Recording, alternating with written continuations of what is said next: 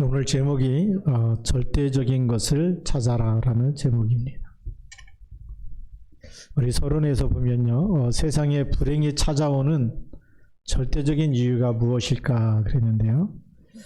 우리 찬양 중에 이 당신은 사랑받기 위해 태어난 사람, 이런 노래가 있고 찬양이 있습니다. 그렇죠? 사랑받기 위해서 태어났는데 사랑받는 것보다는 상처를 더 많이 받고 살아가는 사람들이 많이 있습니다. 분명히 성경에는 우리 인간을 하나님이 만드실 때부터 우리의 형상대로 우리의 모양대로 사람을 만들자, 그리고 창세기 1장 27절에는 분명히 하나님의 형상대로 남자와 여자를 창조하셨습니다. 그렇죠? 그런데 왜 그렇게 하나님의 형상대로 창조됐는데 왜 우리에게는 불행이 시작되고 끝나지 않을까요? 네, 그것도 성경에서 알려주고 있습니다. 모든 불행의 시작은 누구 때문이 아니라 창세기 3장 1절부터 6절에 하나님이 먹지 말라고 하는 선악과를 먹으면서부터 불순종하면서부터 죄 가운데 빠진 것이죠. 그것이 사단의 통로가 되고 불행의 통로가 되고 불행의 시작이 되고 저주와 재앙의 시작이 된 겁니다. 근데 우리가 이런 영적인 사실을 모르고 근본 원리를 모르기 때문에 자꾸 누구 때문에 내가 이렇게 힘들다라고 우리는 모든 책임을 다른 사람한테 돌리는데, 창세기 3장에 읽어보면 하나님이 아담에게 내가 선악과를 먹었냐 그랬더니 제가 먹었습니다 이러면 될 텐데, 하나님이 짝지어준 저 여자가 줘가지고 내가 먹었어요. 말하자면 하와 때문에 그렇다는 거예요. 하와한테 네가 먹었냐 그랬더니 하와는 또 누구라 그러죠? 뱀이. 이렇게 누구 때문이라고 하는 것이 사실은 창세기 1장 2장에는 없었는데 창세기 3장에서부터 선악과 따먹은 그 이후부터 내가 누구 때문에 이렇게 됐다, 이건 내 책임이 아니고 누구 책임이다라고 책임을 전가하고 이렇게 되는 거죠. 알고 보면 하나님 떠나자마자 문제가 왔다는 것을 알 수 있습니다. 하나님 떠나자마자 불행이 시작됐고 그 불행의 책임을 자꾸만 다른 사람에게 돌리는 거예요. 그러니까 불행이 끝이 안 나는 겁니다. 지금도 우리 뉴스를 듣다 보면 너무나 이렇게 좀 답답하죠. 누구 때문에 이렇게 됐다라고 자꾸 책임을 미루고 나는 또 잘못이 없다라고 늘 그 오리발 내미는 이런 이 현장을 보면서 이게 지금 창세기 3장이구나라는 걸 빨리 봐야 됩니다. 네, 우리가 정말 그리스도 없는 사람들은 그렇게 살 수밖에 없어요. 하나님의 언약을 놓치면 창세기 3장의 아담과 하와처럼 누구 때문에 내가 이렇게 됐다, 이건 내 책임이 아니고 누구 때문이다라고, 그러니까 내 책임이 아니기 때문에 소송도 하고 뭐 이렇게 자꾸 하는 거죠. 그게 세상입니다. 우리는 이런 세상 가운데서 절대적인 이유, 근본적인 이유를 알고 절대의 답을 찾아야 됩니다. 여기에 답은 사람에게서 나오는 것이 아니에요. 우리가 아무리 지도자를 잘 뽑아도 복음이 없으면 그 사람 때문에 더 많은 어려움이 옵니다. 지금 우리가 러시아를 보니까 정말 푸틴 한 사람 때문에 수많은 사람들이 매일 죽어가고 있어요. 네. 복음을 모르면 복음은 살리는 거잖아요. 살리는 영인데 사단의 영은 죽이고 멸망시키는 거거든요. 그러니까 우리가 어떤 영에 잡혀 있느냐가 너무나 중요하기 때문에 오늘 절대의 답을 꼭 찾으시기 바랍니다. 문제가 올 수밖에 없는 근본 이유는 모든 사람이 죄를 범했다라고 성경은 말해주고 있어요.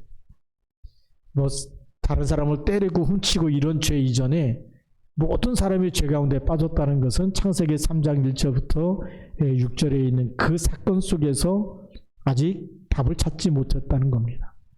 하나님 떠난 상태에서는 하나님 만나야 되고, 죄 가운데서는 그 원죄에서 빠져나오는 예수 그리스도께서 십자가에서 다 이루신 그 언약을 붙잡아야 되는 거죠. 그렇지 않으면 답이 없습니다.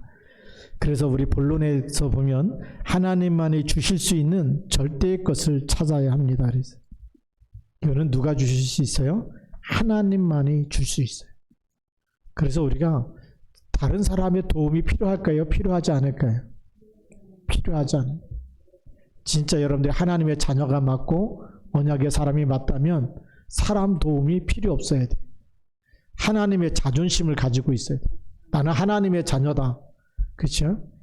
천지 만물을 만드신 그 하나님이 나의 아버지다. 그렇기 때문에 내가 그 안에서 내가 기도하면서 모든 응답과 축복을 받아야 되겠다. 하나님 주신 절대 약속을 붙잡고 그 약속이 어떻게 성취되는지 내가 인도받아야 되겠다. 그 사람이 진짜 하나님의 자녀고 믿음의 사람인 줄 믿습니다. 그래서 우리 본론 첫 번째 보면 문제 속에서 하나님의 절대 계획을 찾아야 합니다. 그래서 살다 보면 불신자나 신자나 많은 어려움과 문제가 찾아옵니다. 근데 언약의 사람은 그 가운데서 다른 삶을 사는 거예요. 그 다른 삶이 뭐냐? 창세기 45장 5절에 보니까 요셉이 총리가 돼갖고 자기를 팔았던 형들을 만나지 않습니까? 그 형들을 따로 불러다 모아놓고 얘기합니다. 형들이 나를 팔았으므로 한탄하지 마십시오. 근심하지 마십시오. 하나님이 생명을 구원하시려고 나를 당신들보다 먼저 보내셨나이다. 그렇죠. 팔은 거는 형들인데 근데 뭐라고 고백하냐면 하나님이 생명을 구원하시기 위해서 나를 당신들보다 먼저 이곳에 보냈다는 겁니다. 노예로 팔려온 게 아니고 하나님이 보내셨다는 거예요. 뭘 붙잡았습니까? 하나님의 절대 계획을 딱 찾아낸 겁니다. 그래서 하나님이 함께 하시는 이 비밀을 누리면 하나님의 절대 계획이 보입니다. 문제 속에 있는 것 같은데 이게 하나님의 계획이구나. 살리기 위해서 생명을 구원하시기 위해서 하나님이 하신 일이구나. 그래서 모든 것을 하나님께 영광을 돌리게 되는 거죠. 우리가 그런 삶이 되어야 될 줄 믿습니다. 그래서 요셉과 함께 하셨던 하나님이 지금 여러분과 함께 하십니다. 지금 나와 우리와 정말 언약 가지고 일하는 모든 곳에 함께 하신 줄 믿습니다. 두 번째는 출애굽기 4장 24절부터 26절에 여기는 하나님께서 모세를 불러가지고 이제 이스라엘 백성들이 노예로 있는 애굽 땅에 보내면서 그 백성을 구원하라고 이끌어내라고 그렇게 보내십니다. 가서 희생제사를 드릴 테니까 이 백성을 놓아주라고 가서 얘기해라. 가는 도중에 이제 여호와께서 그를 만나서 죽이려 하신지라 그랬어요. 왜 보내놓고 모세를 죽이려고 했을까요? 그 이야기는 언약의 정말 그 집안의 가정의 언약으로 하나 되지 않으면 복음 공동체의 피 언약을 다 붙잡지 않으면 저주와 재앙이 올 수밖에 없는 거죠. 그래서 그 피 언약을 붙잡으라고요. 그래서 그 모세의 아내 시보라가 가갖고 아들에게 할례를 행하면서 그러면서 와가지고 당신은 피 남편이다. 이 할례 때문에 그렇다. 우리가요 피 언약이 없으면 누구도 죄와 사망의 법에서 빠져나올 수가 없습니다.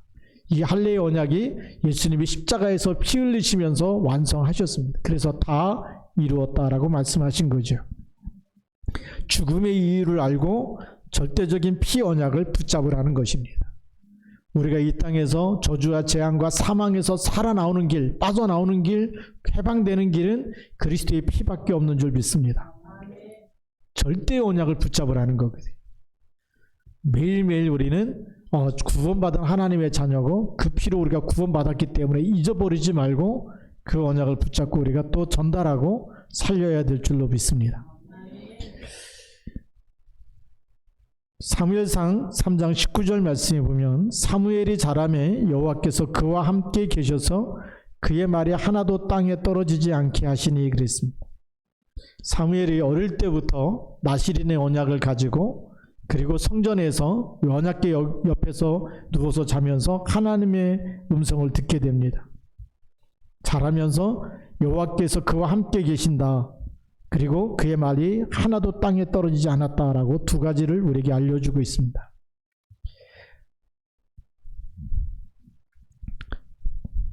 이스라엘이 가장 어려울 때입니다. 그때 우리가 사무엘상 1장에 보면 한나가 늘 아들이 없어서 아들을 달라고 기도할 때에 하나님이 태의 문을 막으셨다가 하나님이 아들을 주시면 나실인으로 드리겠습니다. 내 아들 말고 하나님이 이 땅을 고치고 치유하고 살릴 아들을 주옵소서. 그 나시린의 언약을 잡고 기도했는데 하나님이 즉각 응답을 하셨죠. 그러면 사무엘 속에는 뭐가 있습니까? 태어날 때부터 나시린이라는 언약이 각인된 겁니다. 그것이 뿌리 내려지고 체질됐기 때문에 어릴 때 언약궤 옆에 누워서 자면서도 한 번도 무섭다, 두렵다, 엄마가 보고 싶다 이런 얘기를 한 적이 없어요. 하나님의 음성을 듣게 되고 자라면서 여호와께서 그와 함께 하시고 그의 말이 하나도 땅에 떨어지지 않도록 했다. 그 얘기는 뭐죠? 하나님이 사무엘에게 전달하는 그 말씀이 그대로 편집돼서 하나님의 것을 전달할 때마다 하나님의 말씀은 반드시 이루어지는, 성취되는 그 응답을 누렸다는 것입니다. 우리가 세상에 수많은 말들과 수많은 뉴스와 수많은 소식을 듣고 살아갑니다. 그건 전부 다 정보지 생명이 그 안에 없어요. 그래서 골로새서 2장 8절 9절 말씀에 보면 세상 학문은, 초등학문은 그리스도를 따르는 것이 아니다라고 얘기했어요. 그리스도를 따르는 것이 아니란 얘기는 세상에 있는 어떤 학문도 우리의 운명과 팔자를 바꿔줄 수 없다. 세상에 있는 어떤 학문도 우리를 저주와 재앙에서 건져낼 수가 없다라는 거죠. 정보기 때문에 정보가 힘이 되고 돈이 될 수 있습니다. 그러나 여러분의 운명을 바꿀 수는 없어요. 우리 영적인 신분 마귀자녀에서 하나님의 자녀로 바꾸는 이름은 그리스도밖에 없는 줄 믿습니다.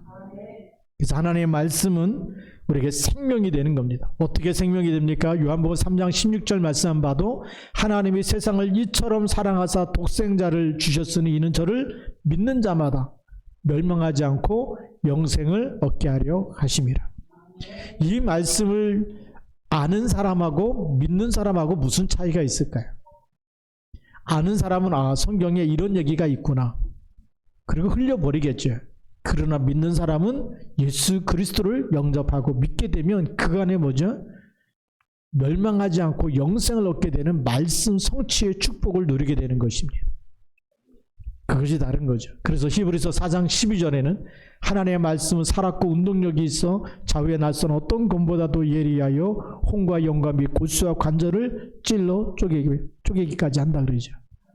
하나님의 말씀 깊이 묵상하는데 우리의 생각도 영혼도 육신도 치유되어지는 놀라운 일이 일어나는 줄 믿습니다. 그래서 어떤 문제 속에 있든지 우리가 하나님 말씀 붙잡으면 그 말씀이 우리에게 힘이 되어지고 생명이 되어지고 능력이 되어질 줄 믿습니다. 그래서 여호수아에게 여호수아 1장 8절 9절에 보면 내가 이 하나님의 말씀 율법의 책에 기록된 모든 것을 주의하러 묵상하라는 것. 묵상하면 네가 어디로 가든지 형통하게 되리라 그러죠. 하나님 말씀만 묵상했는데 여러분들의 모든 것이 형통해지는 하나님의 역사가 시작될 줄로 믿습니다. 두 번째로는 시대의 흐름 속에 하나님의 절대 방향과 절대 목표를 찾아야 합니다. 열왕기하 2장 9절부터 11절 말씀에 보니까 엘리사는 이스라엘의 우상국가라는 사실을 알았습니다.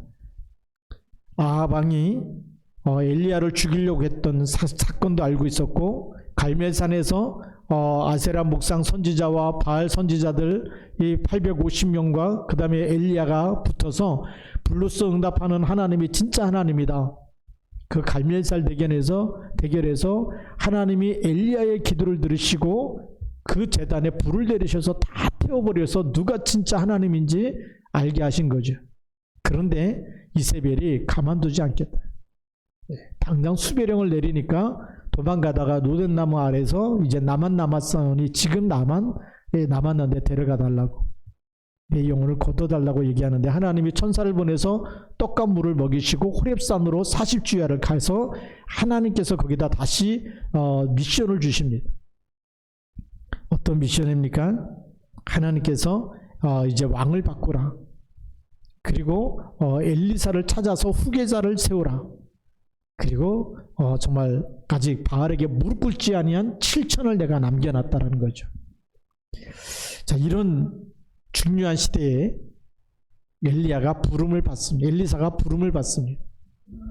그때 엘리야가 와서 엘리사를 부르실 때에 엘리사가 소 12마리나 되는 그런 이 결의를 가지고 밭을 갈고 있다가 그걸 전부 다 농기구를 불살라버리고 소를 잡아서 각을 떠서 동네 사람들한테 다 나눠주고 그리고 엘리야를 따라 나갑니다. 그 그 얘기는 뭐죠? 결단할 때부터 뒤돌아서지 않겠다는 겁니다. 무슨 일이 있어도 뒤돌아서지 않겠다. 그러니까 하나님이 엘리야를 데려가시기 전에 엘리야가 엘리사에게 물어보죠. 내가 내게 무엇 하기를 원하느냐. 그랬더니 갑절의 영감을 내게 있게 해달라는 거죠.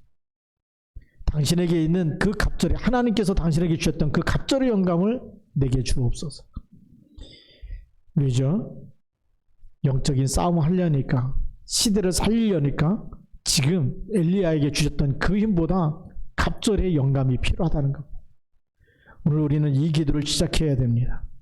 그래서 예수님께서도 사도행전 1장 8절 말씀에 오직 성령이 너에게 임하시면 너희가 권능을 받고 예루살렘과 온 유대와 사마리아와 땅끝까지 이르러 내 증인이 되리라. 세계복음할 힘을 주시겠다는 겁니다. 땅끝까지. 갑절의 영감을 넘어서 여러분들이 237 나라 살릴 그 힘을 주시겠다는 거예요.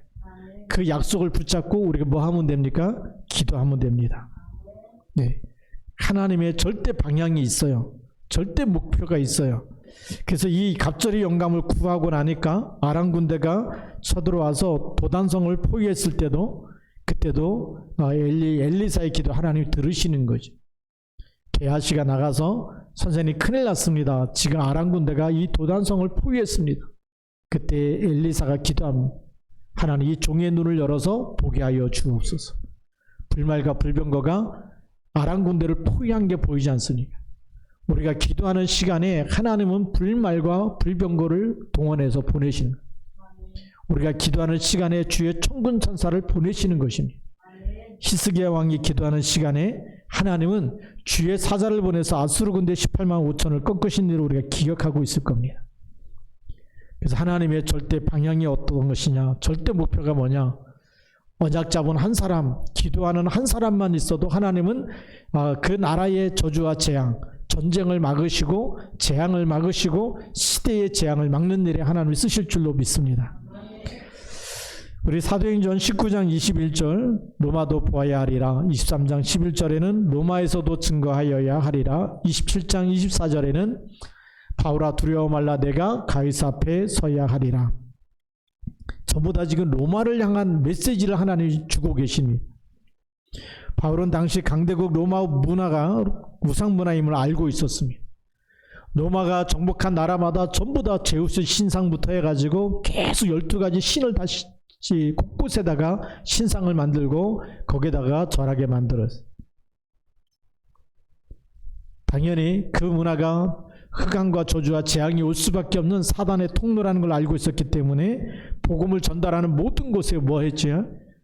제자를 찾아놓고 거기다 시스템을 만들었습니다. 예. 하나님의 절대 목표, 절대 계획을 붙잡았습니다.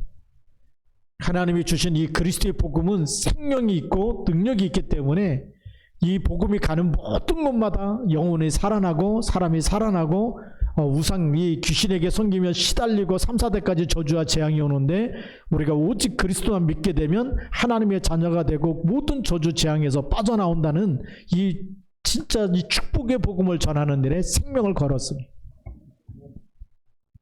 하나님의 절대 방향을 알았기 때문에 그렇습니다. 자, 그래서 우리 세 번째로는 하나님의 절대 계획과 절대 목표를 실현할 절대 제자가 되어야 됩니다. 이제 절대를 찾아야 되는데 누구냐? 사람을 찾아라. 하나님이 숨겨놓고 준비하신 절대 제자가 있습니다. 그렇죠. 우리 성도님, 예배드리는 우리 성도님도 우리가 내가 제자 되면 됩니다. 그래서 이사야 6장 13절 말씀에 보니까 세상에 흑암 문화가 다 덮쳐서 상수리 밤나무 10분의 1 남아있어도 그것도 쓰러뜨리겠다. 그것도 다 배임받되는데 다 쓰러지고 남은 게 하나도 없을 텐데 뭐만 남아있느냐? 그루터기가 남아있다. 거기서 하나님은 새로 시작하실 거라는 겁니다. 세상 사람들이 볼 때 정말 다 망했구나, 예, 아무도 없구나 이렇게 보이는데 누가 있다고요? 그루터기가 있다는 겁니다. 지난번에 우리 북한 선교국에서 기도대회 하면서 이렇게 필그림 하우스라고 하는 가평에 있는 필그림 하우스에서 이렇게 모였었는데 탈북자가 와서 증언했어요. 자기 할머니 할아버지가 복음 전하고 있다. 그러니까 손녀 딸이 탈북한 거죠. 탈북해가지고 할머니 할아버지가 어떻게 복음 전하는지, 그 산 증인으로 간증을 하더라고요. 부욕을 해가지고 굉장히 잘 사는 집이라는. 그래서 사람 엄마 아빠를 보내가지고 강가에 가서 빨래할 때 밥도 못 먹고 이렇게 빨래터에서 이제 다른 애들 얘기하지 않습니까? 그러면 가정의 소식을 다 아는데 잘 못 먹고 이렇게 힘들게 사는 사람 집으로 초청해서 밥 먹자고 초청해서 그래서 쌀도 주고 같이 식사도 하고 그러면서 복음을 전한다는 거죠. 누가 뭐 보면 그냥 밥 먹으러 온 거죠. 식사하러 왔는데 알고 보니까 예수님 영접하게. 그것도 함부로 전하지 않는 거예요. 잘못 전해서 신고가 들어가면 죽기 때문에. 그래서 정말 이 사람이 하나님이 예비해 놓은 사람인지 아닌지 계속 점검하면서 쌀도 주고 이렇게 해서 마음이 열리고 그러면 그때 진짜 이것보다 더 중요한 누구나 다 사람 한 번씩 죽는데 영원한 생명 하나님 나라 가게 되는 이 천국 복음을 전하는데 그걸 받은 사람이 또 다른 사람을 그런 식으로 또 전도하고 있다는 거죠. 그 얘기 들으면서 정말 이사야 6장 13절 맞구나. 로마 황제 10명이 일어나서 초대교회를 그렇게 핍박하고 잡아 죽이고 감옥에 가두고 하는데 250년 지나고 나니까 믿는 사람이 더 많아진 거예요. 그래서 기독교를 국교로 공인하게 되고 그렇게 선포하게 되는 겁니다. 오히려 핍박 속에. 그래서 무슨 생각을 하냐면 우리 저녁마다 기도할 때마다 북한을 놓고 기도하면 거기 지하 성도 40만의 영혼들이 계속 복음 전해서 어느 날 2,500만 북한 전역에 다 복음 전하는 일이 일어나게 하옵소서. 왜죠? 우리가 보는 거하고 하나님이 하시는 거하고 너무나 다른 겁니다. 그 땅에도 하나님이 그렇게 역사하실 줄로 믿습니다. 왜요? 그 땅에 남겨놓은 절대 제자가 있기 때문에. 그래서 이 손녀딸이 뭐라고 간증하냐면 어릴 때 학교 가서 김일성이 뭐 태양이고 막 이러잖아요. 얼마나 혼동이 되겠습니까? 근데 김일성의 엄마가 권사님이셨다. 그 교회 다니면서 권사님이셨는데 그 하나님 그리스도가 있어야 될 자리를 전부 다 김일성으로 바꿔놨다. 그래서 김일성의 이름 빼고 거기다가 하나님 그리스도 넣으면 너무나 그게 믿음이 생긴다는 거죠. 그때부터 혼란이 없어졌다 그래요. 이게 하나님이 있어야 될 자리를 김일성이라는 이름을 갖다 놨고. 그러니까 그런 사람이 지금 이 탈북해가지고 간증하는 거 보면 정말 북한에도 믿는 사람이 많이 있다. 표시나지 않지만 계속 있는 사람이 있고요. 지난번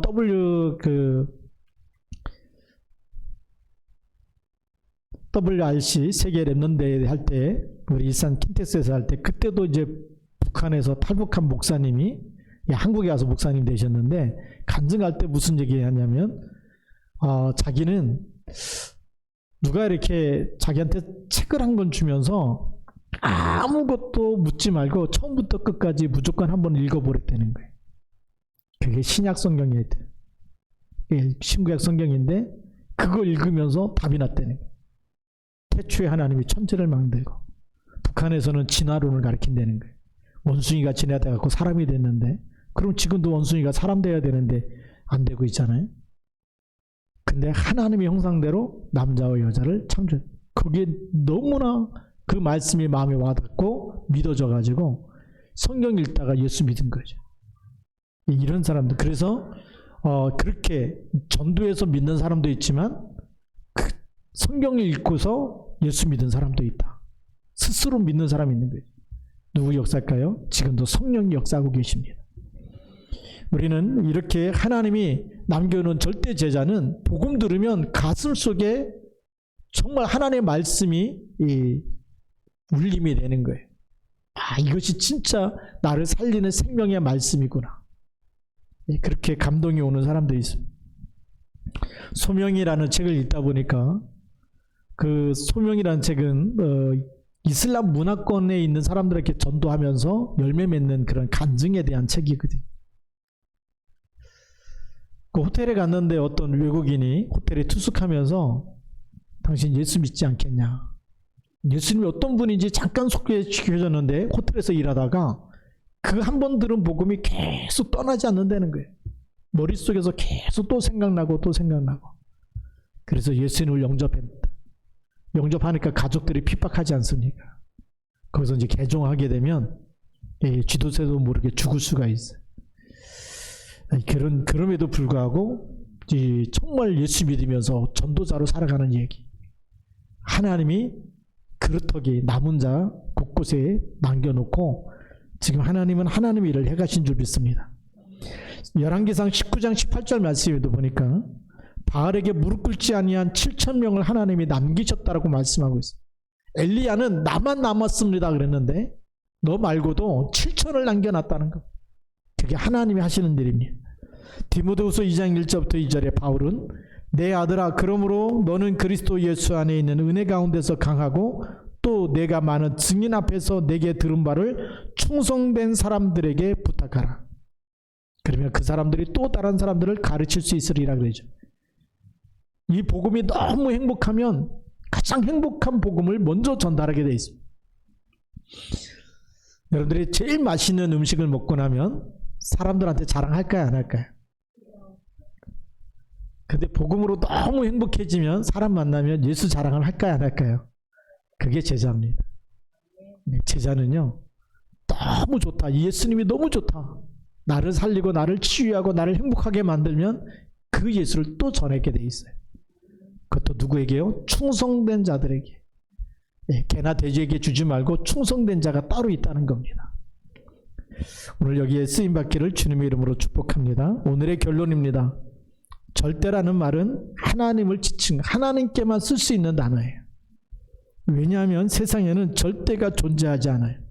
왜 그럴까요? 세상은 변하기 때문에. 사람을 아무리 신뢰해도 그 신뢰하는 사람이 어느 날 문제가 생기면 그 신뢰를, 약속을 지킬 수가 없어요. 사람과의 약속은 무너지지만 하나님의 말씀은 변해요? 변하지 않아요? 1.1획도 변하지 않고 반드시 다 이루리라 그랬습니다. 그래서 우리가 절대적인 것을 찾아야 돼요. 변하지 않는 그걸 붙잡고 있으면 내 인생도 영원하죠. 그렇죠? 영원한 축복 속에 거하게 되는 줄 믿습니다. 그래서 그 절대에 속하는 첫 번째가 절대 언약입니다. 하나님의 말씀은 변하지 않습니다. 하나님이 주신 복음은 변하는 게 아니에요. 아무리 4차 산업 시대가 되고 아무리 또 우리가 비대면 시대가 되고 그리고 AI 시대가 되고 다 해도 구원받는 것은 오직 그리스도 이름으로만 구원받습니다. 절대 계획 변하지 않습니다. 그리스도를 통한 구원 사역, 예수님을 영접해야지 하나님의 자녀가 되는 것이지 어떤 것으로도 성경을 수십 번 읽고 교회를 10년, 20년, 30년 다녀도 구원받은 게 아니에요. 그리스도를 믿을 때 구원받습니다. 그래서 그리스도를 통한 이 구원 사역은 지금도 변함없이 이루어지는 줄 믿습니다. 절대 목표요. 하나님 마지막까지 이 천국 복음이 모든 민족에게 증거되고 난 후에 끝이 오리라 그랬어요. 누가 하시는 겁니까? 하나님이 하시겠다는 겁니다. 이사야 60장 22절에 보니까 작은 자가 천을 이루고 약한 자가 강국을 이루리라. 나 여호와가 때가 되면 속히 이루리라. 세계복음화 누가 하시겠다는 거죠? 하나님이 하시겠다는 겁니다. 그래서 아무리 재앙이 일어나고 전쟁이 일어나고 기근이 있고 홍수가 일어나도 끝이 아니고 그거는 재난의 시작이라고 예수님 말씀하셨고 끝은 뭐냐? 이 복음 운동이 일어나야 끝나는 거지. 이 일 때문에 하나님 우리를 부르신 줄 믿습니다. 그러니까 이 절대 하나님이 반드시 이루실 정말 남은 자 통해서 우리가 볼 때는 북한 땅에 믿는 사람이 아무것도 없는 것 같은데 그 땅에 생명운동이 일어나고 있고 이슬람 국가 속에 아무도 없는 것 같은데 거기도 생명운동이 일어나고 있어요. 그러니까 지금 우리는 어디에 있어야 됩니까? 이 하나님이 가장 원하시는 복음운동 속에 우리가 있어야 돼요. 그럼 여러분들의 인생이 복음을 위해서 전도와 선교를 위해서 헌신한 모든 것은 영원한 축복이 될 줄로 믿습니다. 그렇게 해서 절대적인 것을 찾아서 절대적인 축복 속에 그 안에서 쓰임받는 절대 제자가 되기를 주님의 이름으로 축복합니다. 기도하겠습니다.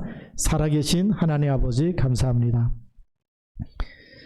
영원히 변하지 않는 하나님만 바라보게 하시고 하나님께서 주신 절대 언약, 절대 계획, 절대 목표를 정말 깨닫고 이걸 찾아서 우리가 그 안에서 하나님이 이루시는 일에 쓰임받는 일꾼 되게 하시고 하나님의 사람들이 되어지도록 축복하여 주옵소서. 예수님 이름으로 기도드립니다. 아멘.